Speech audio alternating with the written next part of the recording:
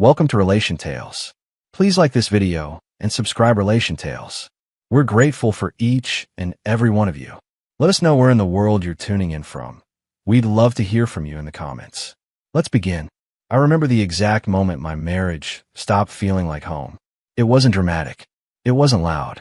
It was a small, quiet shift, a shadow passing over something I always believed was unbreakable. My wife, Lena Carter, had always been the kind of woman who filled a room just by walking into it. Confident, sharp-minded, beautiful in a way that didn't even require effort.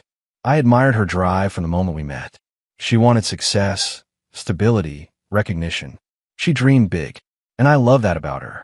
But sometimes ambition becomes a doorway for secrets. At first, it was little things, late-night showers, hushed phone calls from work, new perfume she claimed came from samples in the office.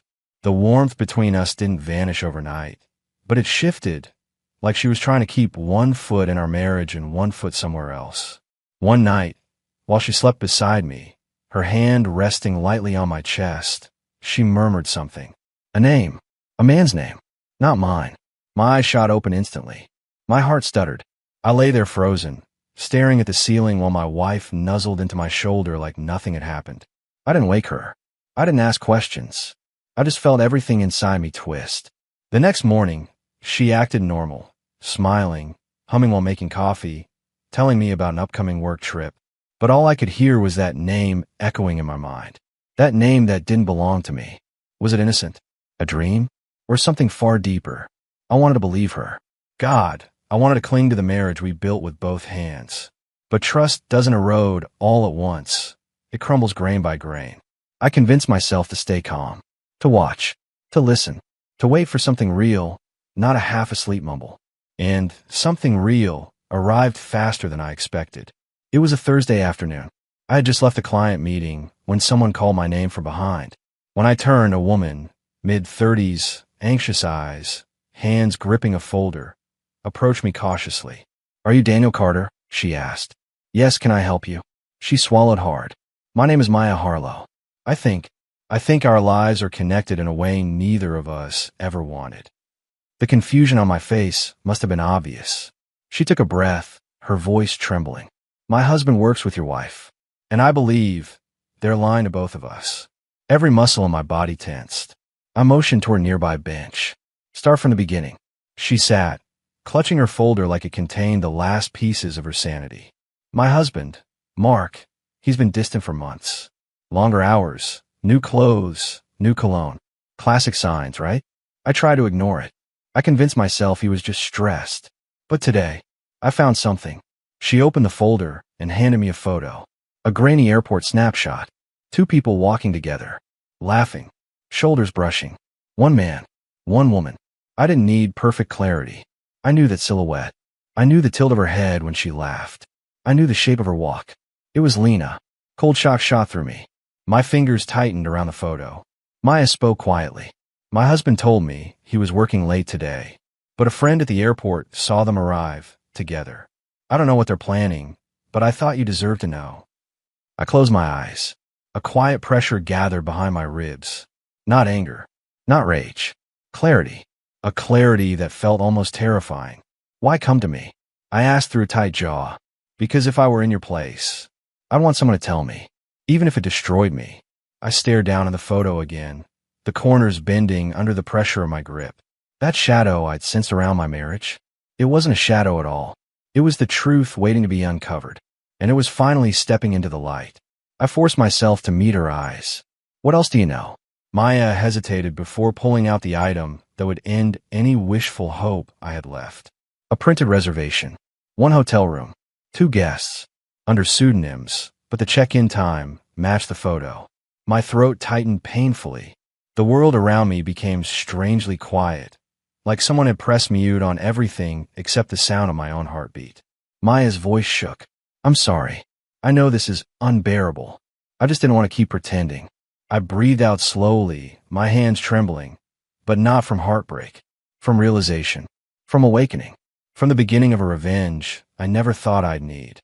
I stood, folding the reservation neatly. My movements were calm, too calm. "Thank you for telling me," I said softly. You did the right thing.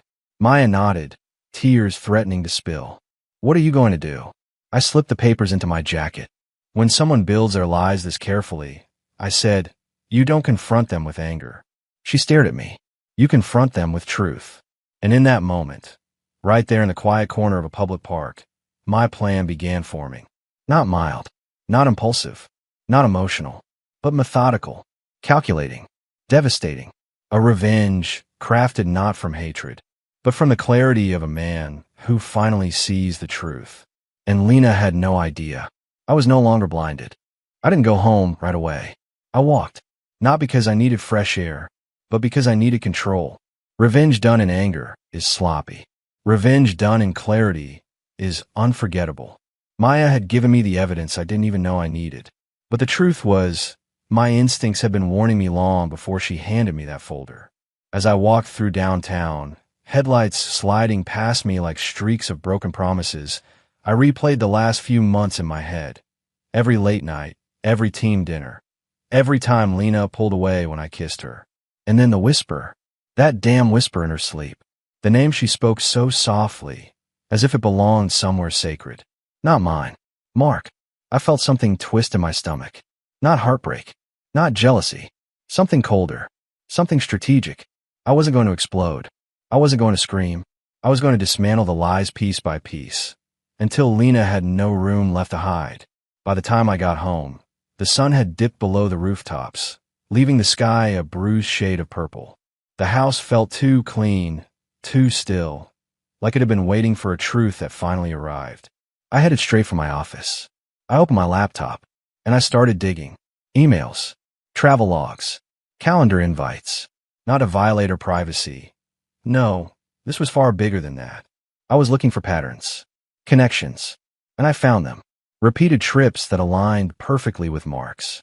Dinner reservations Lena claimed were with coworkers, but every time, the charges were made in locations far from her team's usual spots.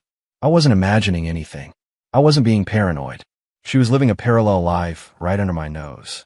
And the most painful part, for weeks, I've been trying to fix our marriage without knowing it wasn't broken. It was abandoned. I leaned back in my chair, squeezing the bridge of my nose. My breath trembled, but I forced myself to steady it. A part of me still loved her. A part of me still remembered the woman who held my hand during storms, who kissed me in grocery store aisles, who promised she'd choose me in every lifetime. But that woman didn't exist anymore. She traded our life for something cheap and secretive. I looked at the hotel reservation in my hand again. 1 room, 2 people. I inhaled slowly. If she wanted a double life, I would give her a double ending. Around 10 p.m., my phone buzzed. It was a text from Lena. Hey babe, sorry it's late.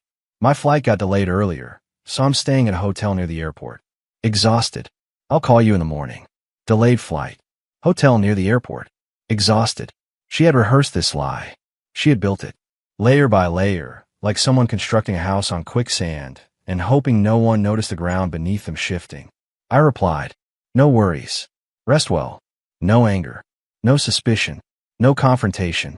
If I showed even a flicker of doubt, she would sense something. She wasn't stupid. She was calculated. Too calculated. And I needed her to believe that I believed her. The best revenge requires patience and timing. She called me 5 minutes later. I didn't pick up. Let her wonder. Let her sense nothing wrong. Let her assume I was asleep, trusting, clueless.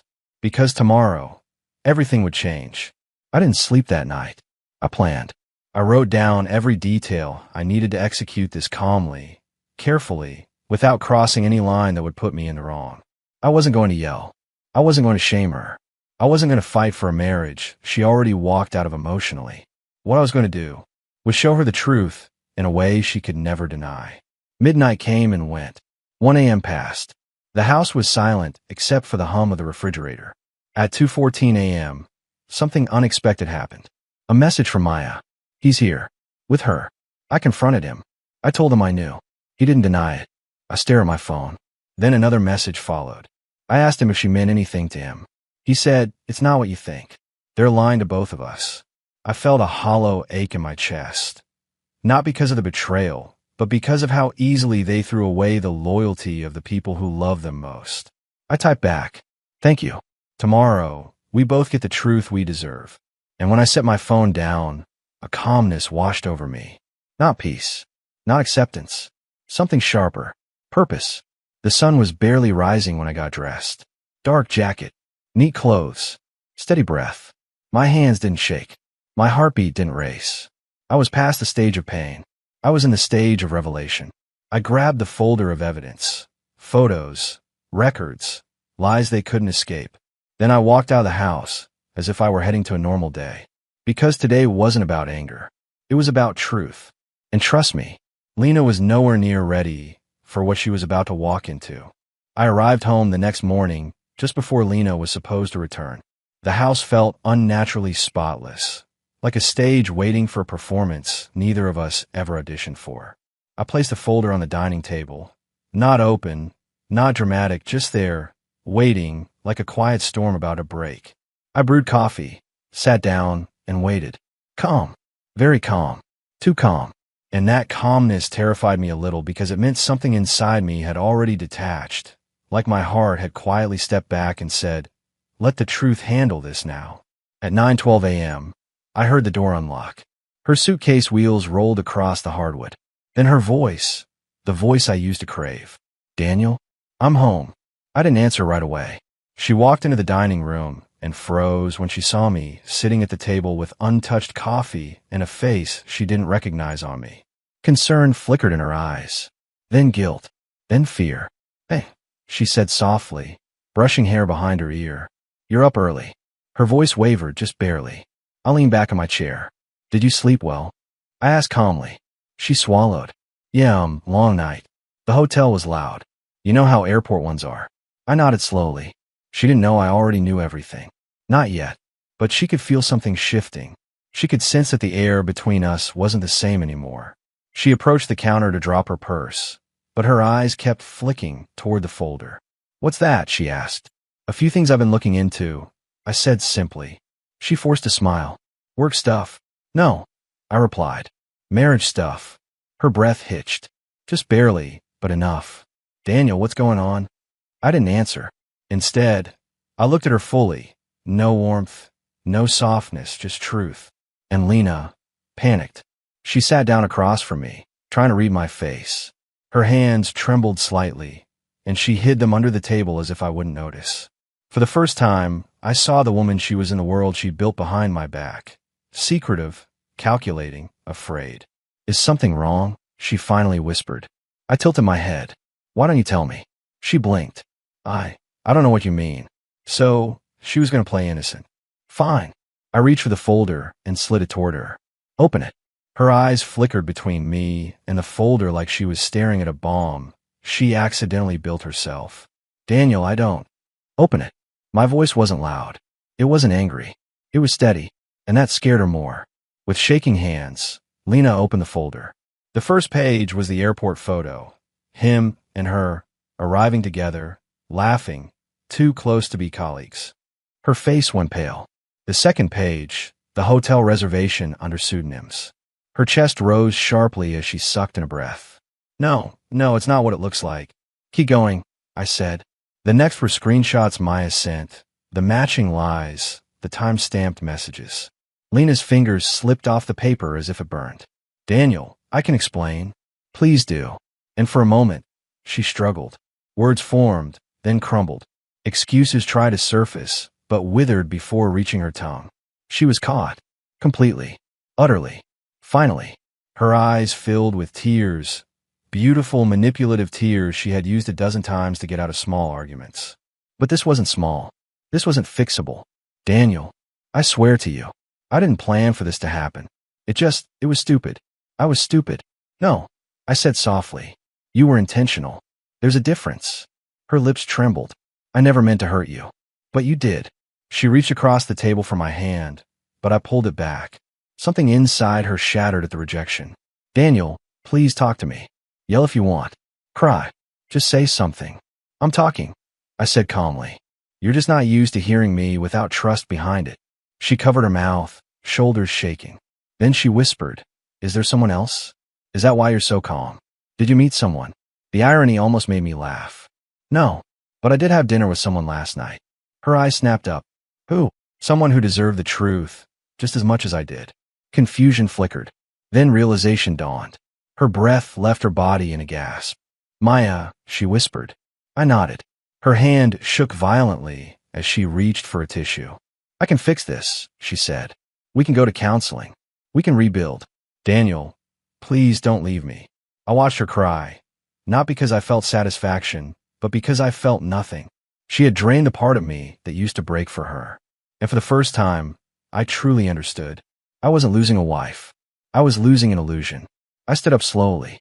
She reached for me, like a drowning person grabbing at the surface. Daniel, don't walk away. Please. I'm begging you. This is me not walking away, I said. This is me giving you exactly what you gave me. She blinked through tears. What do you mean? I leaned down, meeting her eyes. You want a double life? I said quietly. Now you get a double ending. Her breath caught. Fear replaced shock. Daniel, what are you going to do? I didn't yell. I didn't threaten. I didn't rage. I simply said, tomorrow, you'll understand everything. And I walked out, leaving her alone with the truth she never thought she'd have to face. I didn't go to work the next day. I didn't even leave the house early. I simply packed a small suitcase, placed it by the door, and waited, calmly, deliberately, because the final step of my revenge didn't require shouting, threats, or destruction. It required truth. Cold, undeniable truth. At 8:47 a.m., Lena walked downstairs, eyes swollen, clothes wrinkled from a night she clearly spent awake. Daniel, she whispered, gripping the railing. Please talk to me. I barely slept. I know, I said. The calmness in my voice clearly terrified her more than anything I'd shown before. She stepped closer. Just tell me what you're planning. I'll do anything. I'll quit my job. I'll cut all contact with him. You think this is about him? I asked quietly. She froze. This was never about him, I continued. This is about you choosing a life where I didn't exist. The words hit her harder than any shouting could have. She took a shaky breath. I can change. You already changed, I replied. Months ago. Her knees buckled slightly, and she leaned against the wall. Where are you going? She asked, noticing the suitcase. To give both of us the ending we deserve. I walked to the table and placed a neatly folded set of documents in front of her. She stared at them like they were explosives. Slowly, she opened the top page. Her face went pale. She lifted her gaze. You're leaving? I am, I said softly. But not the way you think. She swallowed hard. Daniel, if you want a divorce. I didn't say that. Her brows furrowed. Confusion. Hope. Fear. All tangled together. What do you mean? I sat across from her. For months, you've been living two lives. One with me. One with him. You made that choice quietly, secretly, thinking no one would ever see past the surface. Her eyes filled again. But today, I continued, you face both lives at once. I slid my phone toward her. Press play. Her fingers trembled as she tapped the screen. A video began, the one I recorded while she slept, right after she whispered Mark's name for the first time. My voice in the video was quiet, steady. This is the exact moment I felt my wife's heart drift somewhere else. I will not confront her tonight. I will wait for the truth to reveal itself. Her hand flew to her mouth. I didn't record her for humiliation. I recorded myself. My heartbreak. My realization. Next came screenshots, not of her betrayal, but of my timeline. Every doubt. Every instinct. Every piece of evidence I collected long before Maya showed up. This wasn't about catching her. It was about proving I didn't act out of anger. I acted out of clarity. The video ended. Silence filled the room like smoke. Lena sat motionless, tears rolling down her cheeks, soaking into her palms. Why? Why are you showing me this? She whispered. Because you spent months trying to convince yourself none of this mattered. But now you see every moment it did. She shook her head, sobbing quietly. Daniel, please don't destroy us. I'm not destroying us, I said gently. You already did that. I'm just making sure you finally see it. She looked broken, truly broken. For the first time, she felt the weight of what she'd done without excuses or blame to hide behind. I stood up. I'm not divorcing you today, I said. Her head lifted sharply, hope flickering like a dying candle. But I'm stepping away, I continued. Not because I want to punish you, but because I refuse to live in a home where I'm a backup plan. Her face crumpled. Daniel, I don't want him. I want you. If that's true, I said quietly, you'll have to prove it without lies, without games, and without a second life waiting in the shadows. I grabbed my suitcase. Where will you go? She whispered. To a place where I can breathe. I reached the door, paused, and looked back at her. Small, fragile, collapsing under the truth she'd built herself. This isn't revenge, Lena, I said. This is consequence. And then I left. Not for another woman. Not for a dramatic exit. Not for anger. But for myself. So she could finally understand the cost of choosing someone else. Over the man who would have chosen her every time.